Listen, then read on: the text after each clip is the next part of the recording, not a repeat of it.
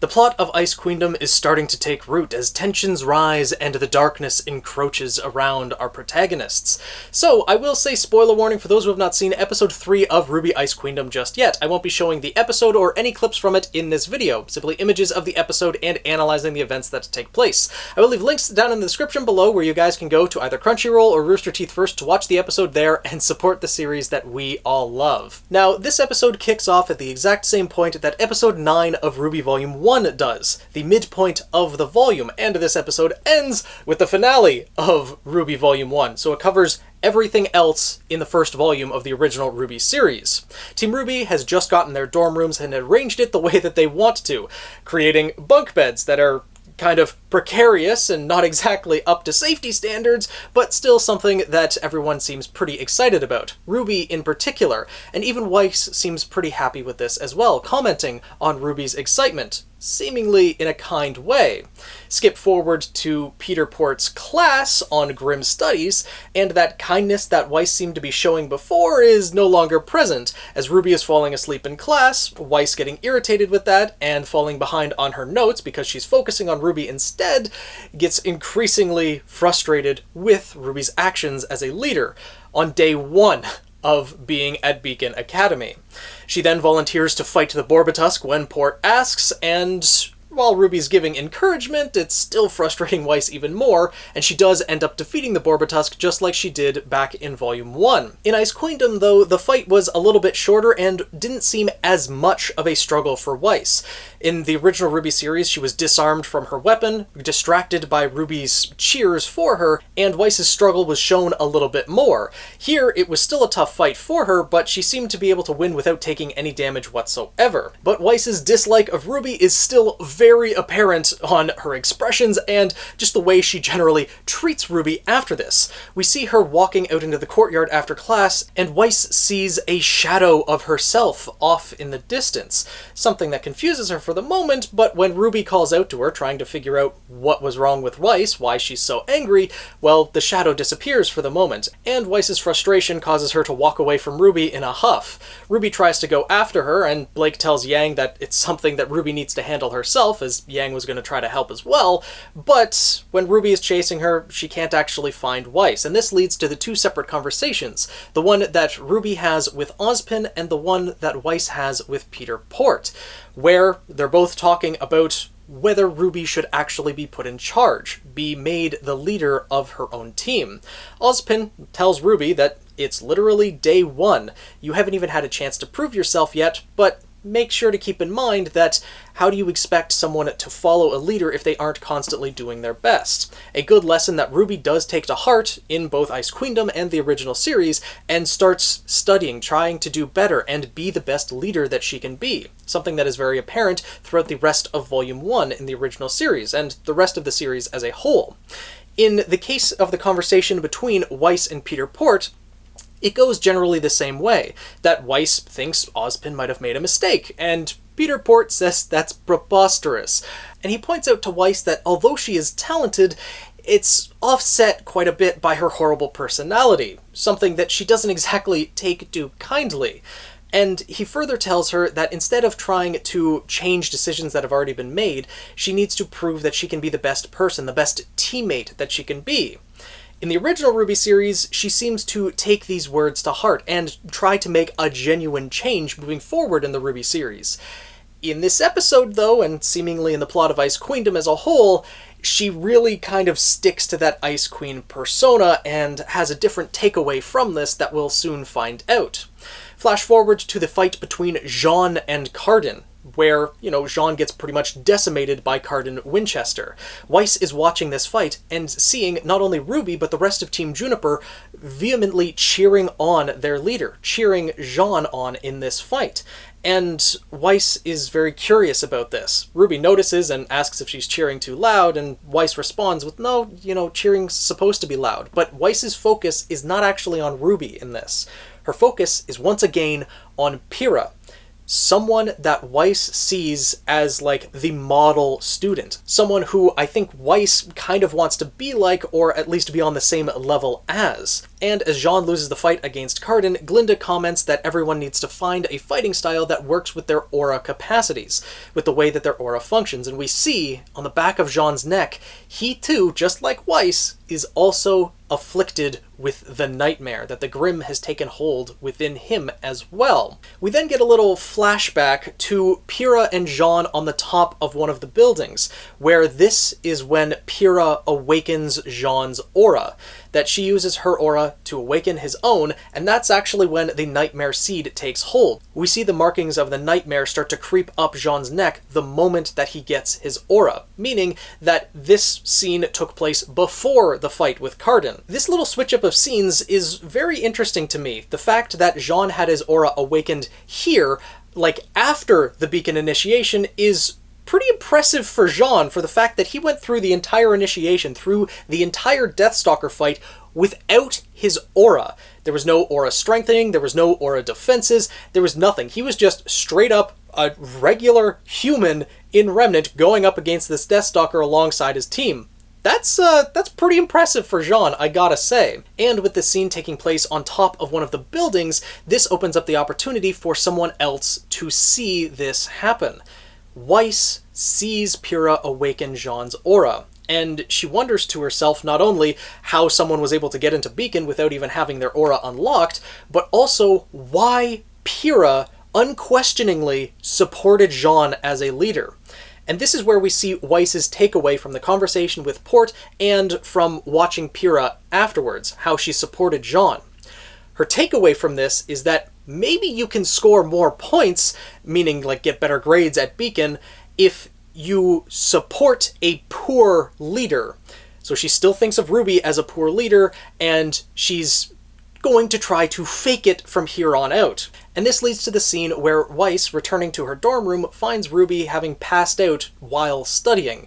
She wakes RWBY up and offers her coffee, the exact way that she likes it, and tells RWBY that she's going to try to be the best teammate that she can be, that she does think that RWBY can be a leader, and also makes the comment that she had always wanted bunk beds as a kid.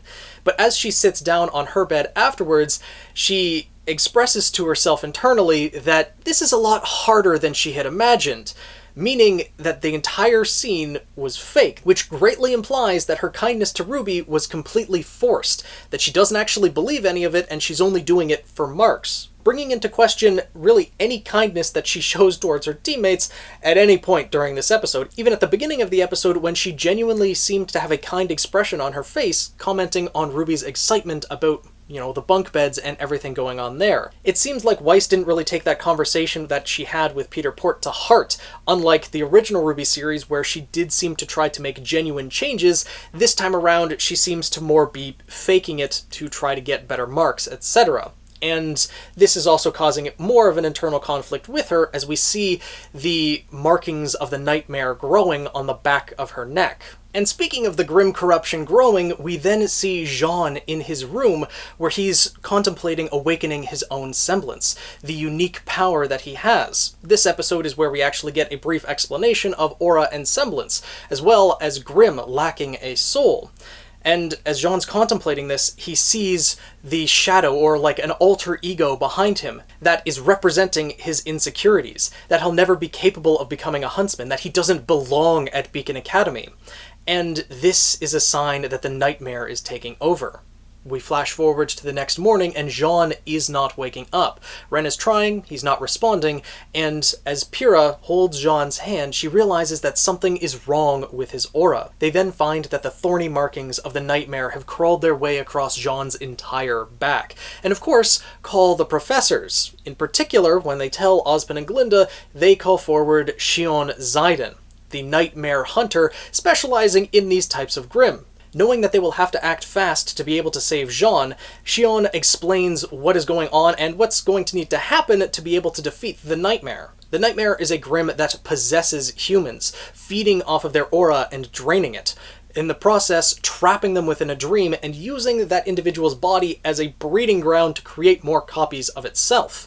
To be able to defeat the nightmare, the people close to that individual are going to have to enter that individual's dreams and kill the nightmare within those dreams, thus releasing them from the nightmare's hold. Anyone who is a stranger or someone that isn't close to the afflicted individual would be rejected by the individual's heart. So, all of Team Juniper are the ones tasked with going to save Jaune, and all of them immediately volunteer to do so. And it is at this point that we see Xion's abilities, and I'd love to know your thoughts on whether you think these abilities are possibly even considered canon in any way, shape, or form. In my mind, it's Xion's abilities that make Ice Queendom definitively alternate universe, because although the abilities themselves aren't exactly broken, they don't exactly fit with the abilities that we know in RWBY through the 8 volumes thus far. Jaune is able to use his staff and the equipment that he brought with him to spin out the threads in his staff to create a giant dream catcher that Jaune and the rest of Team Juniper lie on, which allows them, in theory, to connect their souls together, which gives Pyrrha, Ren, and Nora the opportunity to enter Jaune's dreams. And on top of that, there also seems to be one other aspect that's needed to facilitate all of this. That string dolls need to be made of the individuals that are going to be within the shared dream and are kind of suspended over each individual while they are inside the dreams.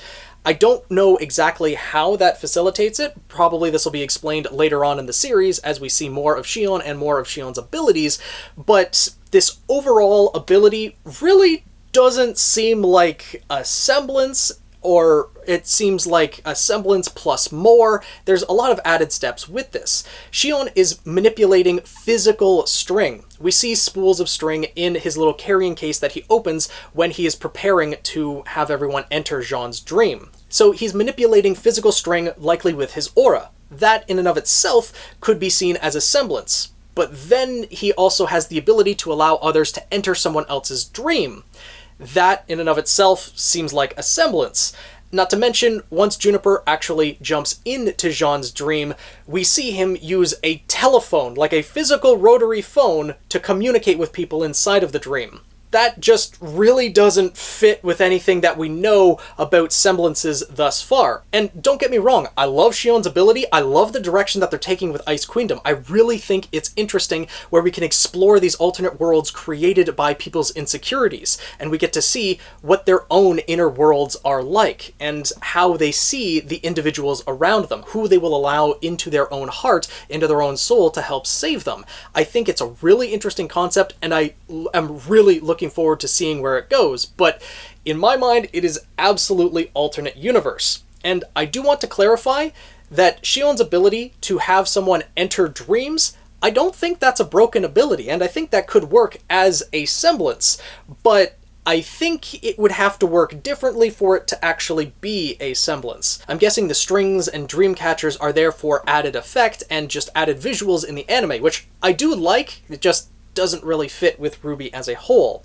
If a dream semblance was actually to work within RWBY, I would think that it would be someone able to use their own aura to project an image of themselves into someone's unconscious mind. We've seen something similar to that in the RWBY series already with Emerald. She is able to create images in someone's conscious mind, project illusions that, they hallucinate, that they see as something that is almost real. Not actually physically real, but they see it and experience it as though it was. What a dream semblance would be is that the user is able to project their own aura into someone's unconscious mind. And after using it for a time, it would likely evolve to the point where they could allow others to enter someone else's dream, enter someone else's unconscious mind. Which, Jaune being a professor and skilled with aura, that would be fully understandable that he would be at that level. But just the added physical equipment along with that, necessary for this ability to work, it seems,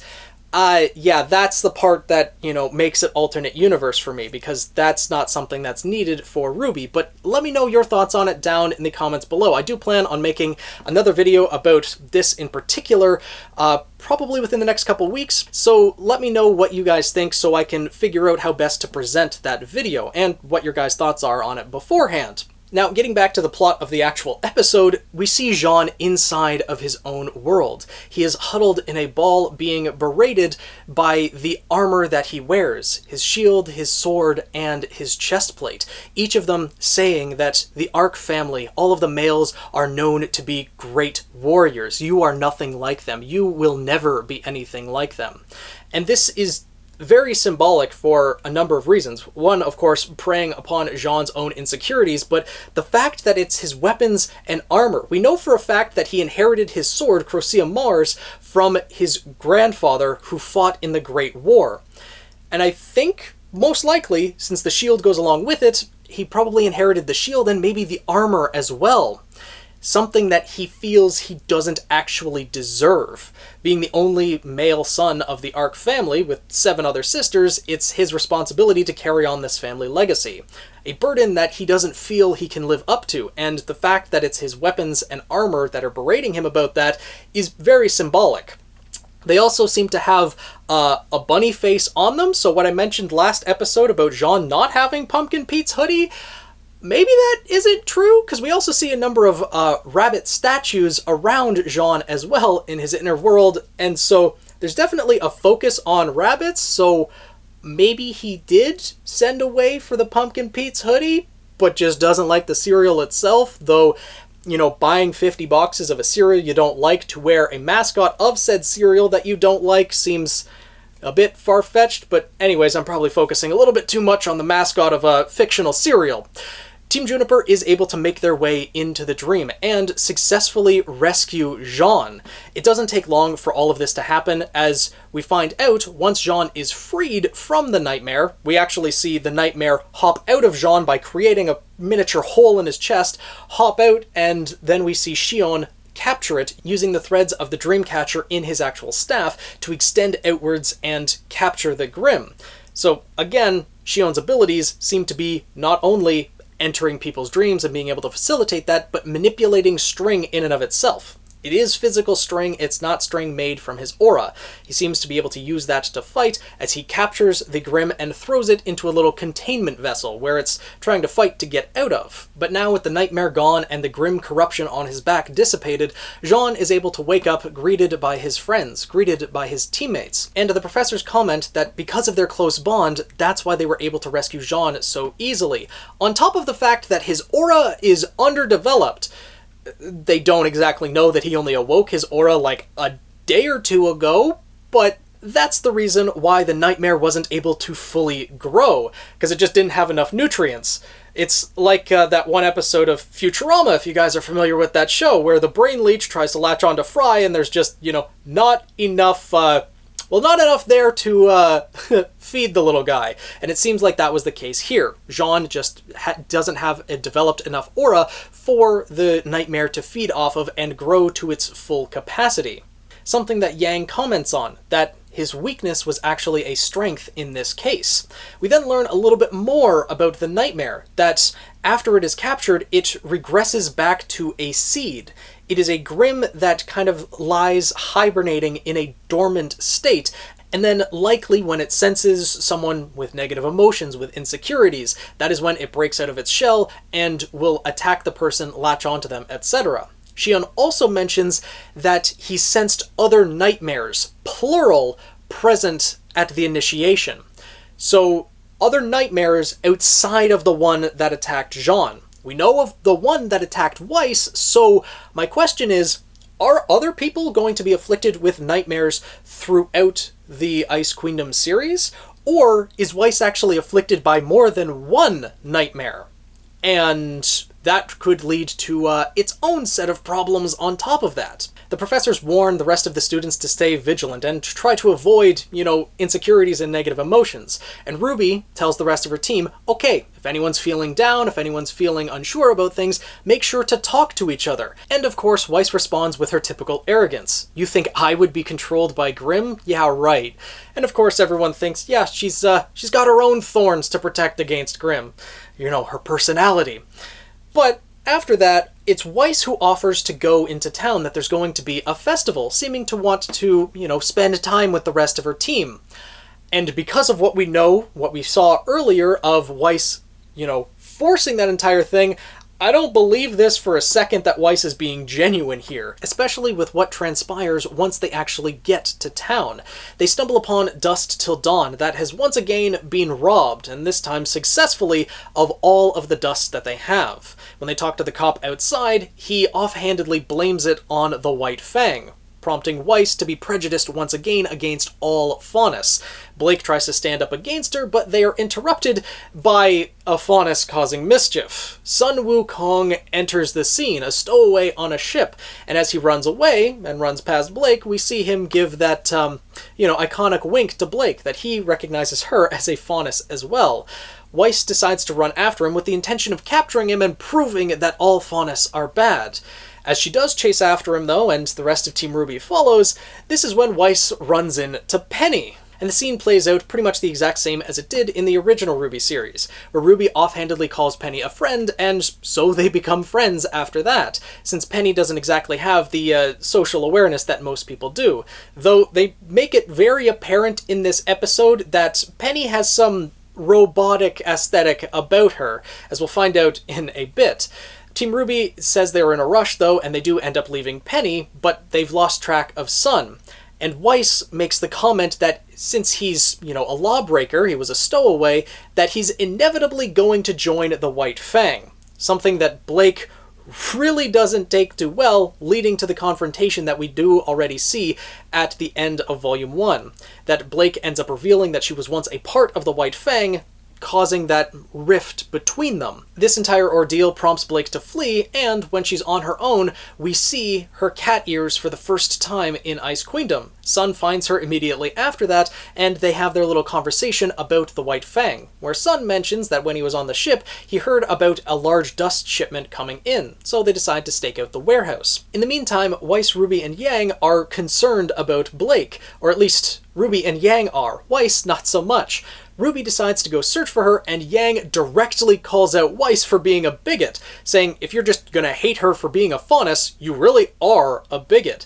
And that prompts Weiss to say, well, maybe I went too far. But, I don't think she feels that as much as she did in the original RWBY series. As when her and Yang continue talking, Weiss starts complaining that nothing is going to plan, that she didn't deserve any of this. She wasn't made team leader, she didn't end up on the same team as Pyrrha, and now one of her teammates is a Faunus, which prompts her to actually cry about this.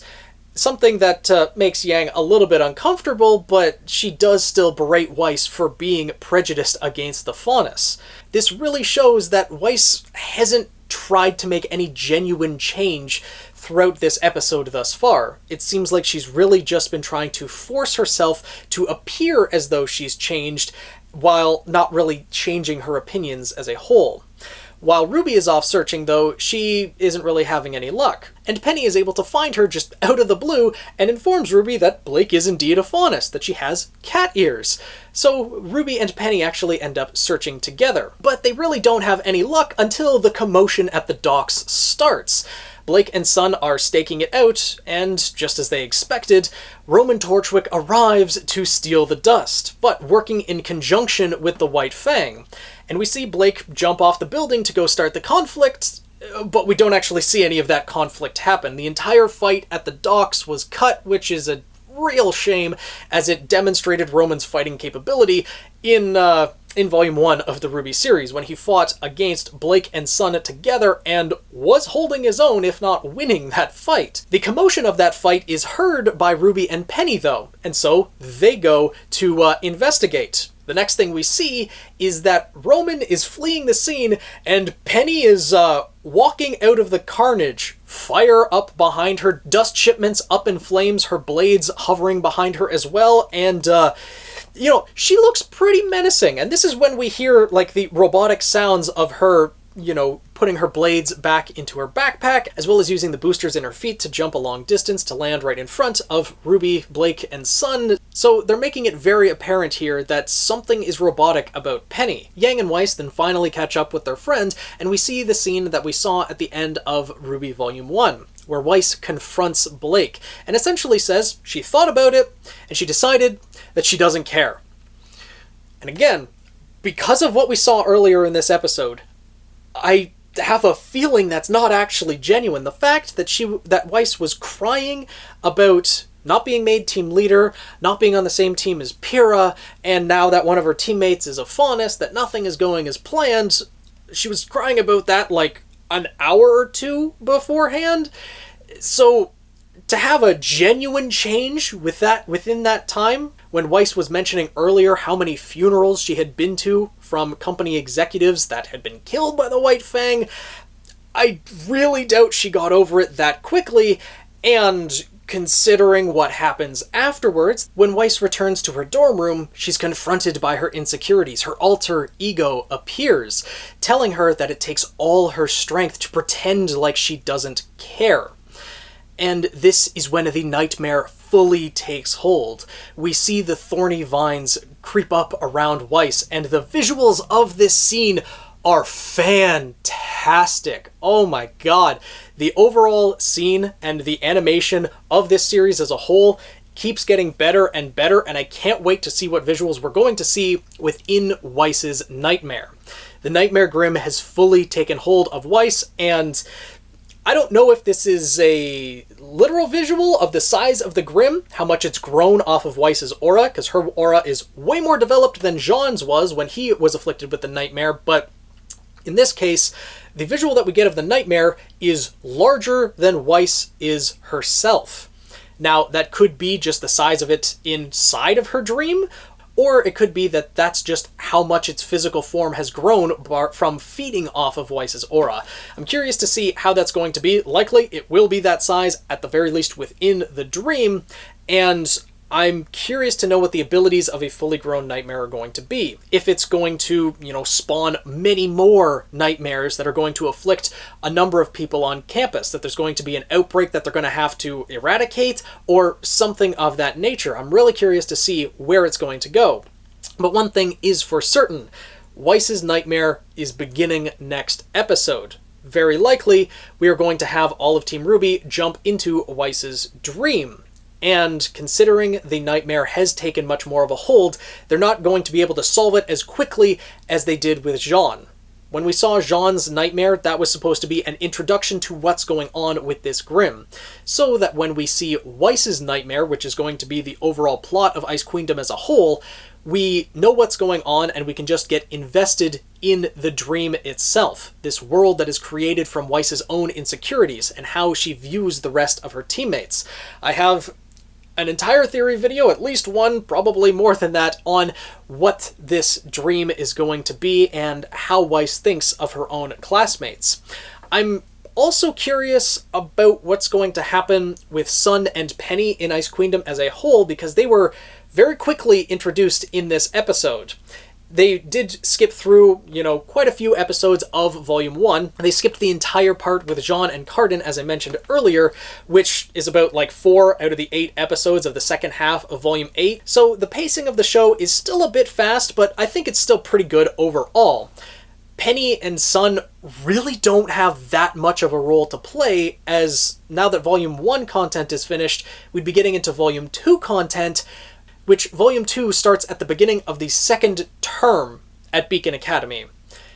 And the content of Volume 1 is the first couple weeks, couple months of the first term at Beacon Academy. Not exactly sure on the entire timeline, though when Jaune was afflicted with a nightmare, that was day 2 or 3, the first week at Beacon Academy. So not much time has passed, and with that in mind, Penny, after the events of Volume 1, is taken by her father back to Atlas and out of danger, out of the public eye, until, halfway through Volume 2 when RWBY finally reunites with her. And Sun may have some role to play, but it's not like he's going to be entering Weiss's dream, or probably really even be a factor in her dreams, considering she literally just met the guy and hasn't really had a conversation with him at all at this point before being afflicted by the nightmare. So I'm curious to see where this is going to go, and I'd love to know your thoughts down in the comments below, both on the plot and development of Ice Queendom, the abilities of the Nightmare Grimm, how things are going to unfold and evolve with that, as well as Xion's abilities. do you think they break canon like I do? Like, the actual abilities themselves don't necessarily do that. The ability to manipulate string, the ability to enter a person's dreams, like, neither of those are broken, and both of those abilities could be made into separate semblances, but the fact that they're combined together and use physical objects in the way that they do, not just functioning from a person's aura itself, you know, doesn't really fit with what we know about semblances thus far. So let me know your thoughts down in the comments below. I have a number of videos planned for Ice Queendom content as a whole, as well as more RWBY content on top of that. So if you did enjoy this video and want to see more like it, more coverage of Ice Queendom when it picks up again in 4 weeks from now is when episode 4 releases, so a little while until we get to find out what happens next in Ice Queendom, but make sure to subscribe and join the Guild of the Eternal Flame to keep up to date with what is going on, and be ready for the next episodes of Ice Queendom. Tweet me at PhoenixKnight7, and I'll see you guys in the next video.